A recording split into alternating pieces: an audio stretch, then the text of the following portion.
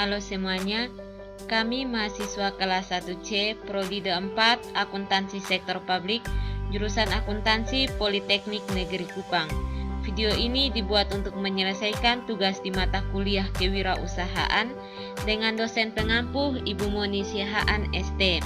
Kami dari kelompok 12 terdiri dari 4 orang yang bekerja sama untuk menyelesaikan tugas ini. So, langsung saja menyimak video presentasi kelompok kami. Pertama-tama, saya akan memperkenalkan anggota kelompok kami. Yang pertama, saya sendiri Yanti Marteda Nubatonis, NIM 2123756093. Yang kedua, Yunita Bria Manek, NIM 2123756094. Yang ketiga, Yani Alian Suek, NIM 2123756091. Dan yang terakhir, Yanri Eyang Se, NIM 2123756092. Kami akan menjelaskan materi bab 11 tentang mengambil inspirasi usahawan sukses. Tahan banting di tikungan maut. Jika sebagian besar orang memulai wirausaha karena tidak ada pekerjaan lain, Trisetio Budiman 47 tahun, Sudirman Kiton 58 tahun, dan Bimada 41 tahun dengan sangat yakin memilihnya sebagai jalan hidup. Mereka bertekad untuk mandiri, tidak membebani pemerintah, dan menciptakan lapangan kerja bagi orang lain. Semangat yang kuat adalah modal utama berwirausaha. Semangat itu kemudian diwujudkan dengan mencari pola manajerial praktis yang mudah diterapkan sambil terus memperbaiki kelemahan. Dengan konsisten dan disiplin sendiri, Tri kini memiliki 15 gerai bakso Ina dan sukses melewati berbagai tikungan maut perekonomian nasional karena terus berkreasi sambil terus menjaga kualitas produk. Pada skala kecil, Kiton menerapkan skala serupa. Kiton mulai berdagang sejak tahun 1997, awalnya memiliki satu warung sate Padang kaki lima. Namun sebulan terakhir ini, ia harus menjaga kedua warungnya karena anaknya memperluas usahanya dengan memasok produk tekstil ke pertokoan di sekitar. Tekad untuk membangun kewirausahaan juga mengalir pada diri Bimada. Ia membanting setir dari pekerjaannya di bidang kargo menjadi produsen mie ayam. Bimada kini memiliki 100 mitra restoran di berbagai daerah. Berawal dari 153 gerobak dorong bermerek dagang bakmi raos, kini mitra strategis Bimada semakin berkembang. Bagi Bimada, wirausaha acap kali hanya berpikir soal modal dan lokasi penjualan. Memang keduanya penting, tetapi yang paling dibutuhkan adalah semangat kewirausahaan, gigih dan pantang menyerah. Waralaba, perlu teliti memilih waralaba. Bagi sebagian orang yang tidak terlalu percaya untuk merintis bisnis dengan merek sendiri, waralaba menjadi salah satu pilihan investasi menarik. Pesatnya pertumbuhan jaringan waralaba membuktikan maraknya bisnis ini. Asosiasi Franchise Indonesia memperhitungkan dari sekitar 450 jaringan waralaba lokal pada tahun 2007, setahun terakhir sudah terdapat 150-250 jaringan baru. Waralaba asing pun bertambah dari 220 jaringan pada tahun 2007 menjadi sekitar 250 jaringan saat ini. Sebelum memutuskan untuk bergabung dengan sebuah bisnis waralaba, beberapa pertanyaan kunci mesti ditanyakan oleh calon penerima waralaba franchise kepada si pemberi waralaba franchisor. Pastikan dahulu kapan usaha itu didirikan sebelum berkembang menjadi franchise. Kapan sistem waralaba dimulai dijalankan dan siapa penerima waralaba pertama. Yang terakhir, daftar franchise lainnya dan lakukan survei atau wawancara. Wanita sebagai pengusaha jangan takut berbisnis. Wirausaha adalah orang yang menyukai perubahan, melakukan berbagai temuan yang membedakan dirinya dengan orang lain, menciptakan nilai tambah, serta memberi manfaat bagi diri sendiri dan orang lain. Siapapun pasti berani mencoba berbisnis bila mengetahui beberapa fakta berikut ini. Yang pertama, DNA perilaku bisa berubah. Jika hanya bergaul di lingkungan pekerja, maka akan terbentuk cara berpikir yang hanya mencari aman, mengejar gaji tetap, berusaha naik gaji, mengejar fasilitas, dan akhirnya pensiun. Cobalah memperluas pergaulan dengan para pengusaha yang terbiasa berpikir optimis. Yang kedua, mendikte pasar.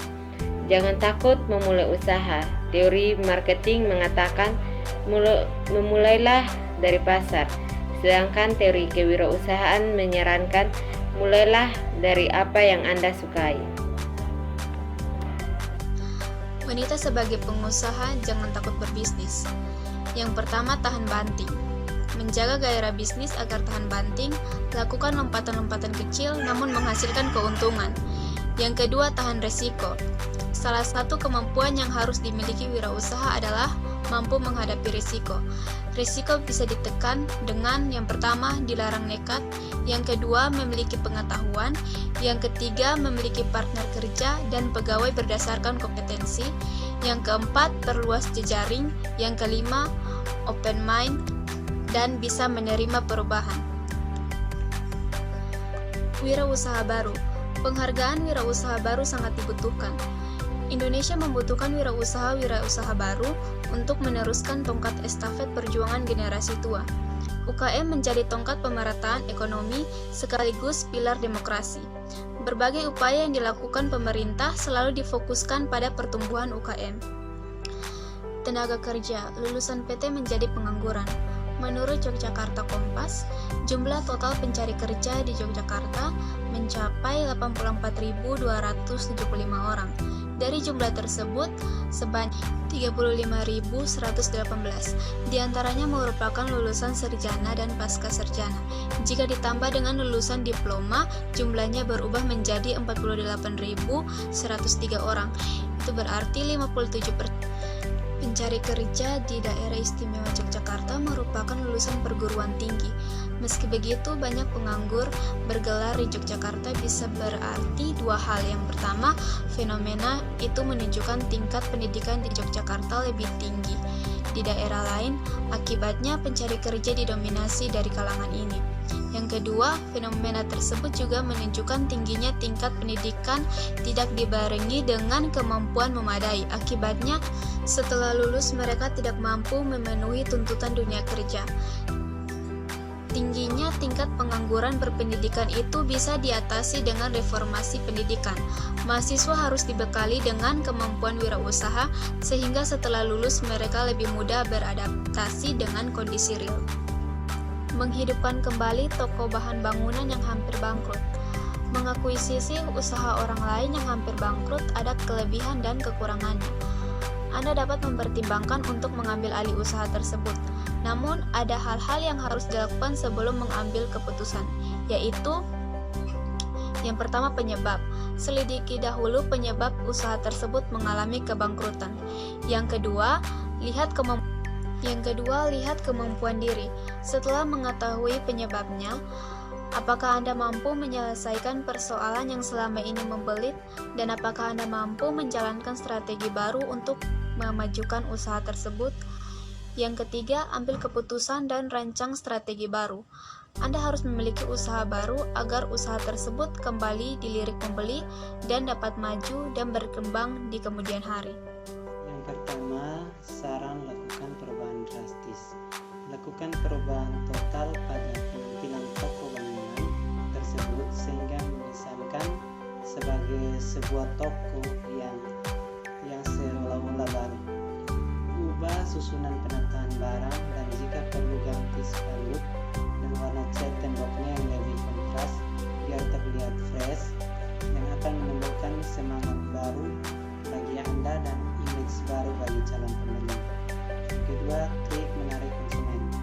Cara yang paling mudah untuk menarik konsumen adalah dengan menampilkan citra baru pada toko tersebut. Sejak awal, mulailah dengan membangun kepercayaan konsumen dengan pelayanan yang baik, ramah dan sepenuh hati. Yang ketiga, one stop shopping. Perlakukan setiap konsumen yang datang seperti pelanggan lama. Manjakan pelanggan Anda dengan konsep one stop shopping. Artinya untuk urusan material bangunan, maka pelanggan cukup datang ke tempat Anda dan ia akan mendapatkan semua yang diminta. Keempat, strategi memenangkan persaingan. Berikan pelayanan terbaik dan usahakan selalu menjawab setiap kebutuhan pelanggan. Terbuka dan dengan saran dan kritik yang disampaikan pelanggan, selalu berani tampil beda dengan kompetitor di sekitar. Ikut franchise lokal usaha retail minimarket, Indomaret dan Alfamart. Kedua minimarket ini bersaing dengan ketat untuk saling mengungguli satu sama lain. Dampak negatif keberadaan retail minimarket ini ditenggarai mematikan toko-toko kelontong kecil yang berada di sekitar minimarket Indomaret dan Alfamart berdiri. Ada pula dampak positifnya, yaitu beberapa warung atau pedagang kecil dapat membuka gerainya di sekitar Indomaret dan Alfamart berada. Keistimewaan toko retail minimarket ini adalah berdiri pada daerah dekat penduduk atau berusaha mendekati pelanggan dengan melayani atau menjual produk yang memang sangat dibutuhkan oleh setiap rumah tangga. Berikut retail minimarket Indomaret. Retail minimarket Indomaret mempunyai beberapa pola kerjasama. Pertama, memiliki tempat usaha. Pihak Indomaret akan melakukan survei kelayakan lokasi yang diusulkan oleh terwar laba, mulai dari potensi wilayah, peruntukan bangunan dan perizinan, perencanaan layout toko sampai dengan perkiraan payback period. Yang kedua, minimarket existing. Bila Anda memiliki toko yang ingin dikembangkan, Anda dapat bergabung dengan Indomaret. Prosedur standarnya sama, dari survei sampai perkiraan payback period. Ketiga, jika tidak memiliki tempat usaha. Pertama, usulan lokasi baru. Pihak Indomaret menawarkan lokasi yang telah disurvei disertai perencanaan matang, mulai dari desain layout toko, perkiraan investasi, pengeluaran, dan payback period. Kedua, take over kepemilikan. Pihak Indomaret menawarkan toko milik sendiri yang sudah teruji dan menguntungkan. Sistem ini relatif lebih aman, namun nilai investasinya akan lebih tinggi karena ada nilai goodwill sebagai pengganti biaya pengembangan. Yang keempat, biaya waralaba. Biaya yang dibutuhkan untuk membuka usaha waralaba retail Indomaret sebesar 36 juta ditambah dengan PPN. Kelima, biaya investasi. Investasi yang dikeluarkan untuk usaha waralaba retail Indomaret adalah sebesar 250 juta sampai 300 juta. Yang keenam, biaya royalti atau bagi keuntungan. Tabel berikut menggambarkan biaya royalti atau bagi keuntungan berdasarkan penjualan bersih di usaha waralaba retail Indomaret. Penjualan bersih pertama dari 0 sampai 175 juta, keuntungannya 0%. Yang kedua dari 175 juta sampai 200 juta, keuntungannya 2%. Tiga, dari 200 juta sampai 225 juta, keuntungannya 3%. Yang terakhir 225 juta, keuntungannya 4%. Pola kerjasama. 7. Keuntungan dan kerugian usaha waralaba Indomaret. Yang pertama, dari sisi terwaralaba, keuntungan yang dapat dinikmati oleh para waralaba usaha retail Indomaret adalah transformasi pengetahuan dan keterampilan, potensial pasar besar, peluang berkembang tinggi, serta meminimalisasi biaya dan risiko bangkrut. Yang kedua, dari sisi pewaralaba, keuntungan yang dapat dinikmati oleh para waralaba retail Indomaret adalah usaha lebih mudah berkembang karena memperoleh modal lebih murah dari terwaralaba. Pengembang usaha dengan modal yang retail kecil dan retur oleh investment cukup tinggi. Strategi minimarket retail Alfamart memiliki kemiripan dengan minimarket retail Indomaret.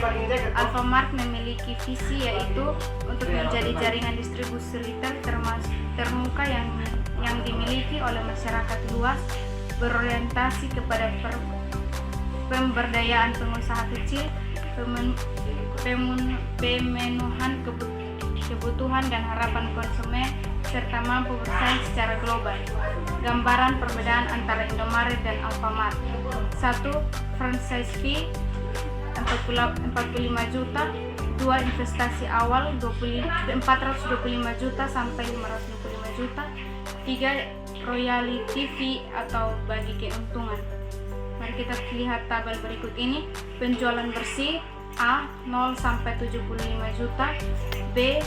75 juta sampai 100 juta, 75 juta kurang 100 juta, C. 100 juta kurang 150 juta, dan D. 150 juta. Persen: 0%, 2%, 2,5%, dan 3%. Hal yang dilakukan untuk mengantisipasi persaingan. Pertama, pihak minimarket Indomaret membuka bisnis retail baru dengan nama yang berbeda untuk menutup kemungkinan dibukanya jaringan baru di daerah sekitar gerai Indomaret dan untuk merebut kembali pasar. Yang berikut, pihak minimarket Alfamart mengembangkan konsep operator mandiri, yaitu dengan menambahkan investasi awal oleh Alfamart, sementara waralaba hanya perlu memiliki tempat usaha sebagai modal dan selama 5 tahun tidak dikenai franchise fee. Kesimpulan: 1. Perkembangan usaha waralaba di Indonesia sebagai perantara perdagangan semakin maju. 2. Salah satu usaha waralaba yang paling diminati adalah bisnis retail Indomaret atau Alfamart. 3. Selain diminati, persaingan yang terjadi dalam bisnis retail pun cukup ketat. 4. Peningkatan dapat terus terjadi karena usaha waralaba memberi kemudahan dalam bisnis dengan modal yang relatif tidak terlalu besar dan risiko yang relatif kecil. 5. Hubungan antara waralaba dengan perwaralaba saling menguntungkan. Demikian hasil presentasi kami. Mungkin dari kelompok yang lain ingin bertanya, kami berikan kesempatan. Pertanyaannya bisa dikirim di grup WhatsApp Kewirausahaan. Demikian presentasi dari kelompok kami. Semoga video presentasi ini bermanfaat untuk kelompok kami dan juga untuk teman-teman semua yang sudah menyimaknya. Mohon maaf jika pengeditan video ini kurang bagus. Jika ada saran, kritik, pertanyaan atau apapun itu yang bersifat membangun, silahkan tanyakan kepada kami. Terima kasih.